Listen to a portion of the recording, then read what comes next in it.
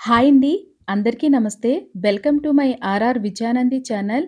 ఈరోజు ఈ వీడియోలో పోలిపాడ్యమి నవంబర్ 21, 22న అలాగే ఏ సమయంలో దీపాలను వదలాలి?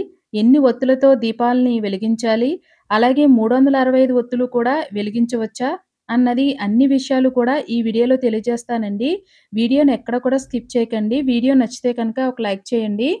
పోలిపాడ్యమి అనేది కార్తీక అమావాస్య తర్వాత వచ్చే పాడ్యమి తిథిని పోలిపాడ్యమిగా జరుపుకుంటాం.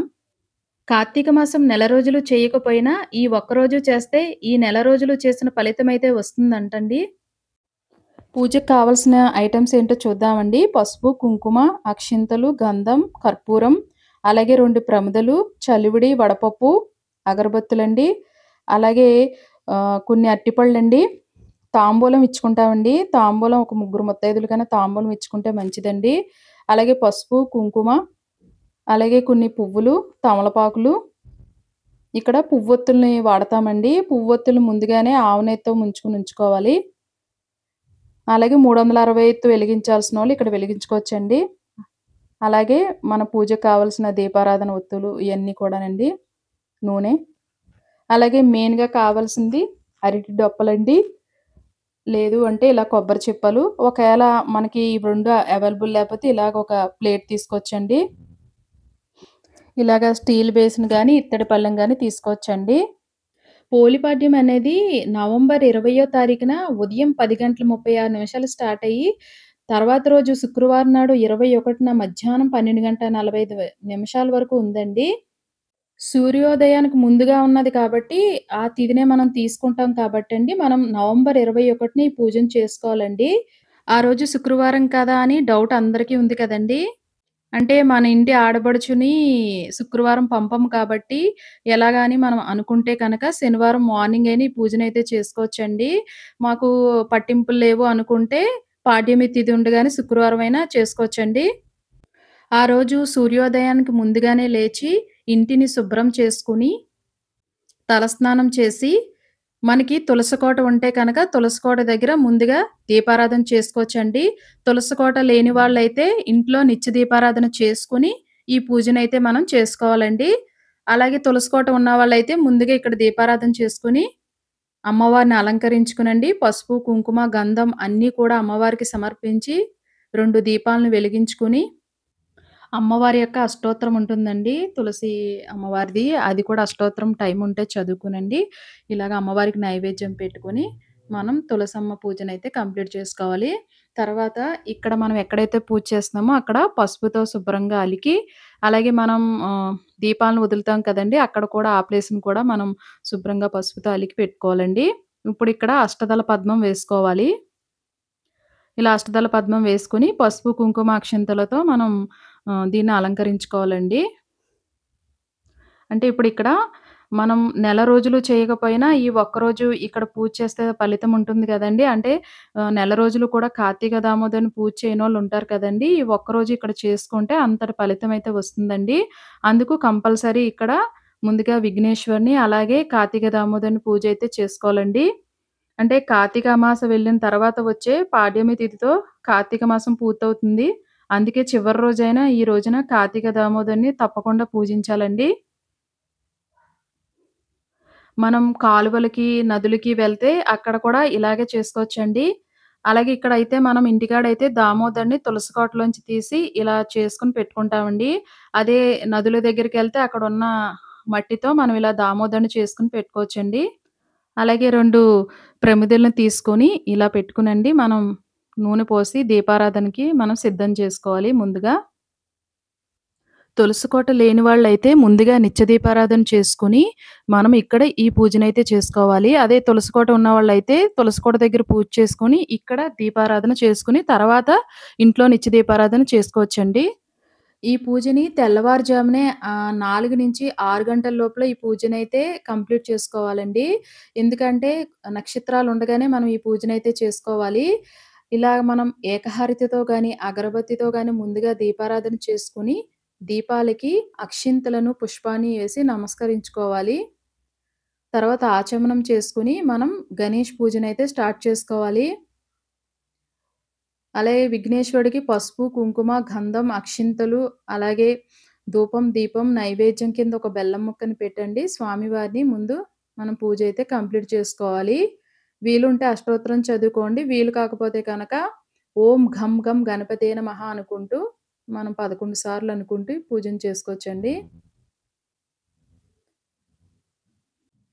ఈ రోజున ముగ్గురు ముత్తైదులకైనా మనం తాంబూలం ఇచ్చుకుంటే చాలా మంచిదండి. కనీసం ఒకళ్ళకైనా తాంబూలం అయితే ఇవ్వడానికి ట్రై చేయండి. ఈరోజు దేవాలయాల్లో కూడా కోనేరులను ఏర్పాటు చేస్తారండి చిన్నగా. అందులో మనం దీపాలను వదులుకోవచ్చండి. అక్కడ కూడా ఇలాగే వినాయకుడిని, అలాగే దామోదరుని పూజ చేసుకున్న తర్వాత, మనం ఈ అరటి డొప్పల్లో ఉన్న దీపాలని ఆ కోనేరులో వదులుకుంటే చాలా మంచిదండి. అలా కుదరకపోతే ఇక్కడే మనం ఇంటికాడే చేసుకొని వదులుకోవచ్చండి. అలాగే ఈరోజు బ్రాహ్మలకు కూడా స్వయం పాక దానం ఇస్తారండి. అలాగే దీపదానం కూడా చేస్తే చాలా మంచిది. ఇంగోండి దామోదరుడికి కూడా పూజ చేసుకుంటున్నాం. పసుపు, కుంకుమ అలాగే అక్షింతలు, గంధం అన్నీ కూడా స్వామివారికి సమర్పించుకొని మనం ఈ స్వామివారి యొక్క అష్టోత్తరం ఉంటుందండి. పీడీఎఫ్ తీసుకొని గూగుల్‌లో మనం అష్టోత్తరం కూడా చదువుకుంటే చాలా మంచిది. అలాగే 365 ఒత్తు కూడా ఇక్కడే వెలిగించుకోవాలండి. కార్తీక దామోదర్ దగ్గర వెలిగించుకుంటే, ఈ నెల రోజులు వెలిగించలేకపోయినా, ఈ ఒక్కరోజు ఇక్కడ వెలిగించుకుంటే అంత ఫలితమైతే ఉంటుందండి. ఇక్కడితో మనం నైవేద్యం కూడా పెట్టిన తర్వాత హారతిచ్చేస్తే, ఇక్కడితో ఈ పూజైతే కంప్లీట్ అయినట్టండి. ఇక్కడ ఈ పూజ కంప్లీట్ అయిందండి. కార్తీక దామోదరుడి పూజ అయిన తర్వాత, ఇక్కడ మనం అరటి డొప్పల్లో గట్టా దీపాలను వెలిగించుకోవాలండి. పాడ్యమి దీపాలను వెలిగించాలి. అంటే ఇక్కడ ఒక మనకి డౌట్ ఉంది కదండీ! 31 ఎలిగించాలా? 33 ఎలిగించాలా? 35 ఎలిగించాలని చాలా మందికి డౌట్ ఉంది కదండీ! మనం కార్తీక మాసం నెల రోజులు చేసింది 31 రోజులండి. అలాగే నెక్స్ట్ రోజు పాడ్యమిది ఒకటండి. పాడ్యమి ఒకటి వెయ్యం కాబట్టి 2 ఒత్తులు కలిపి ఇలా 31తో కలిపండి 33 దీపాలనైతే ఇక్కడ వెలిగించుకోవాలండి. చాలామంది 35 వేస్తారండి. అంటే ఇంకో 2 ఒత్తులొచ్చి గంగాదేవికని చెప్పి వేస్తారండి. ఎలాగైనా సరే వెలిగించుకోవచ్చు. నేనైతే 33 ఒత్తులైతే వెలిగిస్తానండి. 33 ఒత్తులను కూడా ఒకే దాంట్లో వేసి వెలిగించొచ్చు. లేదు అంటే కనక అరటి డొప్పల్లో మనం లైన్‌గా కూడా పెట్టుకొని వెలిగించొచ్చు. 33 సంఖ్య వచ్చేటట్టు. అలాగే ముందుగా మనం ఇలా స్టీల్ బేసిన్ గానీ, అలాగే ఇత్తడి పళ్ళెం గానీ తీసుకొని, అందులో వాటర్ పోసుకొని, పసుపు, కుంకుమ, గంధం, అలాగే అక్షింతలు, కొన్ని పువ్వులను కూడా మనం పూరేకులను కూడా వేసుకొని, మనం ఇలా సిద్ధం చేసుకొని, గంగమ్మ తల్లిగా భావించుకొని, ఇలా పెట్టుకొని ఉంచుకోవాలండి. ఇప్పుడు ఇక్కడున్న దీపాలనన్నిటిని కూడా వెలిగించుకోవాలి. ఇలా దీపాలనన్నిటిని కూడా మనం వెలిగించుకొని ఈ దీపాలన్నిటికీ కూడా మనం పసుపు, కుంకుమ, అక్షింతలు, గంధం, అలాగే పుష్పాలను కూడా సమర్పించాలండి. ఇలా సమర్పించిన తర్వాత మనం ఇక్కడ చలివిడి వడపప్పు ప్రసాదం పెట్టాం కదండీ! ఇక్కడ పెట్టి మనం నమస్కారం చేసుకోవాలి.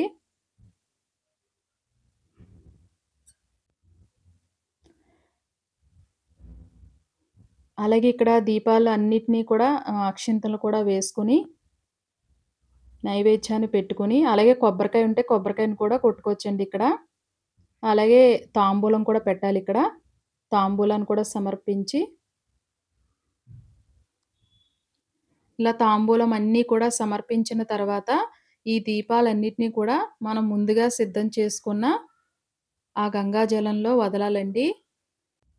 మనం గుడిలో చేసుకున్న, అలాగే నది వద్దకు వెళ్ళినా కూడా ఇదే పద్ధతిలో చేసుకోవాలండి పూజనైతే. మనం ఇలా దీపాలను వదిలేసుకున్న తర్వాత, మనం ఈ రోజున పోలి తల్లిని తలుచుకోవాలండి. పోలి స్వర్గానికెళ్ళిన కథ ఉంటుంది. కార్తీక పురాణం బుక్‌లో ఎనక పేజీలో ఉంటుందండి. మనం ఈ కథను చదువుకోవాలండి కంపల్సరీగా. చదువుకొని అక్షింతలనైతే వేసుకోవాలి. చాలామందైతే ఇంటికి బ్రాహ్మణుల్ని పిలుచుకొనండి ఈ కథని చదివించుకొని, విని వాళ్ళు అలాగే బ్రాహ్మలకి స్వయంపాక దానం, అలాగే దీపదానం చేస్తారండి. మనం ఇలా వెలిగించిన ఈ దీపాలని నీటిలో వదలాలండి. వదులుకొని ఆ పోలి స్వర్గానికెళ్ళిన కథనైతే చదువుకోవాలండి. అలా 3 సార్లు అన్ని దీపాలని వదులుకొని 3 సార్లు అనుకోవాలండి. ఇలా దీపాలను వదులుకున్న తర్వాత మనం కొన్ని అక్షింతలు తీసుకొని కథను వినాలండి. ఒక ఊరిలో 5గురు కోడళ్ళుండేవారు. వారందరిలో చిన్న కోడలైన పోలికి చిన్నప్పటి నుంచే పూజలన్నా, వ్రతాలన్నా చాలా ఇష్టమంటండి ఆవిడకి. అలాగే చాలా భక్తితో ఉండేదంట ఆమె. ఆమె అత్తగారు మాత్రం మహా గయ్యాలంట. ఆమె అహంకారంతో పోలిని పూజను చేయనిచ్చేది కాదంటండి. ఈ కార్తీక మాసంలో పోలిని తప్ప మిగతా కోడలందరిని కూడా నదీ తీరానికి వెళ్లి దీపాలను వెలిగించి పూజలు చేసుకుంటూ వచ్చేదంటండి ఆవిడి. ఈవిడ మాత్రం ఇంటి పనంతా అప్పచెప్పేదంట. ఇంటి పనంతా ఈ పోలి చేసుకొని, పెరట్లో పత్తి చెట్టు నుంచి పత్తిని తీసుకొనండి, ఆవిడ వెన్న తీసేదండి డైలీ కూడా. ఆ కవ్వానికి కొంచెం అంటుకుని ఉంటుంది కదండీ! ఆ వెన్నని ఆ ఒత్తితో తడుపుకొనండి ఆవిడ దీపాన్ని వెలిగించేదంట రోజును.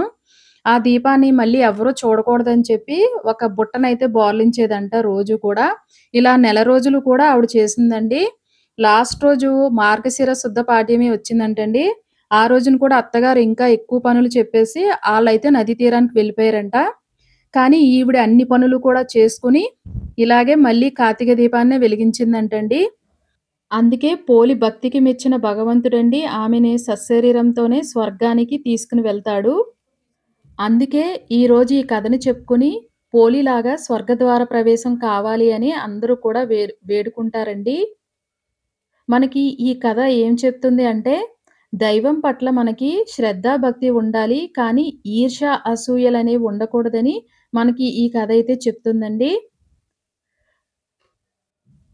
మనం ఇక్కడ వెలిగించిన దీపాలన్నీ గగనమైపోయిన తర్వాత, మనం ఇక్కడున్న పసుపు వినాయకుడిని, అలాగే దామోదర్‌ని నిమజ్జనం చేసేయాలండి. ఇలా గగనం అయిన తర్వాత 3 సార్లు కదిపండి. ఇక్కడున్న పసుపు, కుంకుమని మనం నుదుటిన పెట్టుకొని, ఒక పుష్పాన్ని తీసుకొని, అలాగే వీటిని ఇలాగా నిమజ్జనం చేయాలండి. తర్వాత దామోదరుని కూడా 3 సార్లు కదిలించి నిమజ్జనం చేసేయాలండి. తర్వాత ఈ వాటర్‌నంతా తీసుకెళ్ళి పచ్చని చెట్లు కింద పోసేయాలండి. ఎవరి తొక్కని ప్లేసుల్లో. అలాగే మనం ఇక్కడ ఏసిన ముగ్గును కూడా తుడిచేయాలండి. ఒక వేరే పాత్ర తీసుకొని అందులో ఇదంతా కూడా తుడిచేయాలండి. అలాగే ఇక్కడ పూజంతా కంప్లీట్ అయిపోయిన తర్వాత, మనం ఇప్పుడు దగ్గరలో ఉన్న దేవాలయానికి వెళ్ళి, అక్కడ బ్రాహ్మలకి స్వయంపాక దానం, అలాగే దీపదానం చేసుకొనండి, అక్కడే మనకి ముత్తైదువులు కూడా ఉంటారు కాబట్టి, ఒక ముగ్గురు ముత్తైదువులకైనా మనం తాంబూలం ఇచ్చుకుంటే మంచిదండి. ఇచ్చుకొని ఇంటికైతే వచ్చేయొచ్చండి. ఇదండి ఇవాల్టి వీడియో. ఈ వీడియో మీకు యూజ్‌ఫుల్ అవుతుందని అనుకుంటున్నాను. ఈ వీడియో కనుక నచ్చితే కనుక ఒక లైక్ చేయండి. నా ఛానల్ కూడా సబ్స్క్రైబ్ చేసుకొని సపోర్ట్ చేస్తారని కోరుకుంటున్నానండి. ఓం నమః శివాయ.